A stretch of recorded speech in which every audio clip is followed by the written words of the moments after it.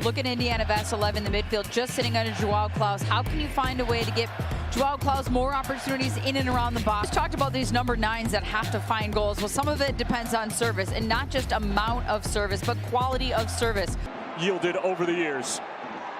As Pierre-Luc Lauzier gets us underway from City Park in downtown St. Louis, we invite you to turn off the world and turn on the game. We're playing for 3 points. And this is not an unfamiliar territory for Chicago, as they've had multiple stretches like this over the past couple of years. And right off the bat, they're able to win the ball in a dangerous spot. Brian Gutierrez decides to let fly from distance, and that's going to force Roman Berkey into his first save, albeit a comfortable one of the evening.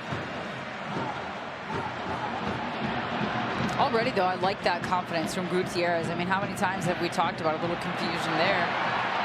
And now St. Louis on the other end. Chris Brady off of his line, and St. Louis have drawn first blood in this Midwest melee. What a strike from Rasmus, his first goal this season. Catching the youngster Brady off of his line, and City are off and running. Hesitation. Bradley Carnell talked to us about them being brave, taking risks in the final third. How can they find a way to score some goals after they've struggled to finish? Confusion there between Costa and Herbers. And Rasmus takes it himself. A nice clean first touch, strikes it. Brady too far off his line. It dips over his head and falls in the back of the net. St. Louis at home finds himself up 1-0. Well, Roman Berkey in his post-game press conference following the 0-0 draw against the Houston Dynamo did not pull punches on the attack and how they need to create more.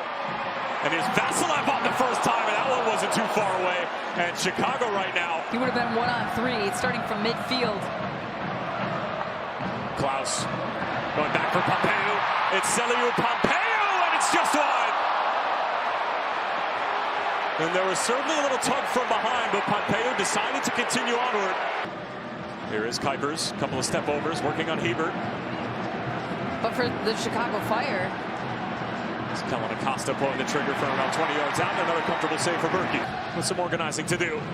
And now has to come off his line, and a really important touch. He didn't get all of it, but he certainly steered it out of initial danger.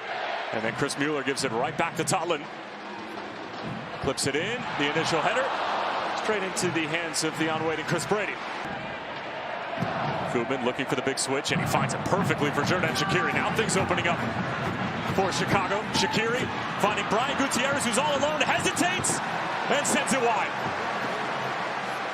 But those are the chances that are going to go begging, because that was a really nice attacking play sequence, and they can't put it away.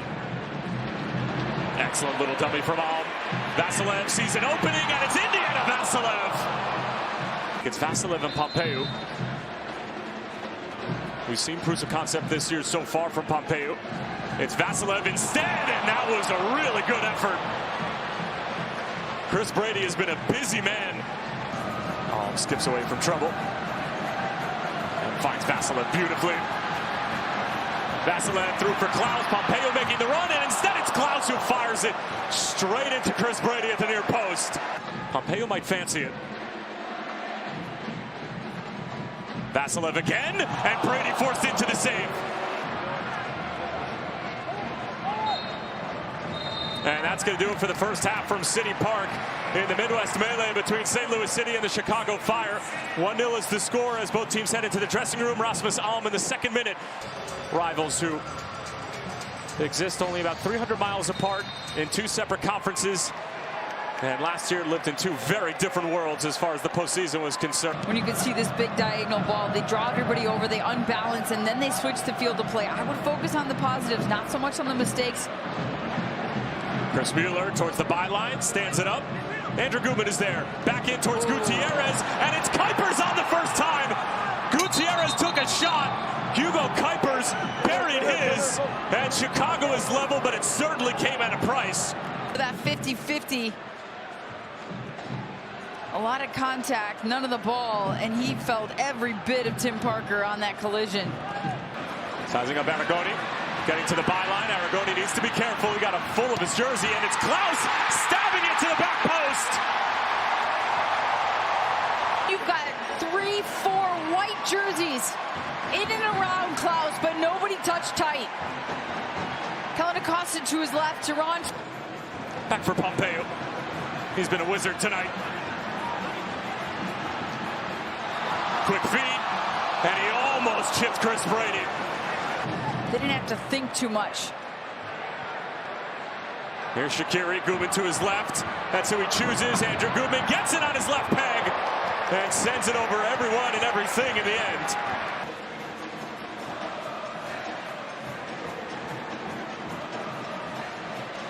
Deceptive from Durkin. Lofts it up. Klauss at the back stick, and it's Joao Klauss again. You can't lose him in the penalty area. He will make you pay. His second goal of the night, and St. Louis City take a commanding 3-1 lead.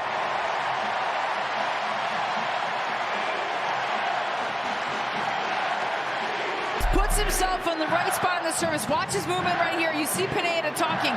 He's got two inside the box. He's trying to pick. Four-man wall for Chicago. Haziel Jackson and straight into the hands of Chris Brady. Thomas Ostrak yet again, who Bradley Carnell calls one of the most technical players in Major League Soccer. Barlow might have got on the end of that one, and Berkey had to parry it away.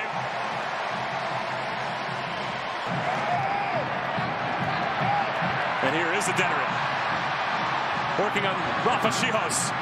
Sam Adeniran to put it to bed, and instead he puts it wide. Needed to find a way to start getting 3 points.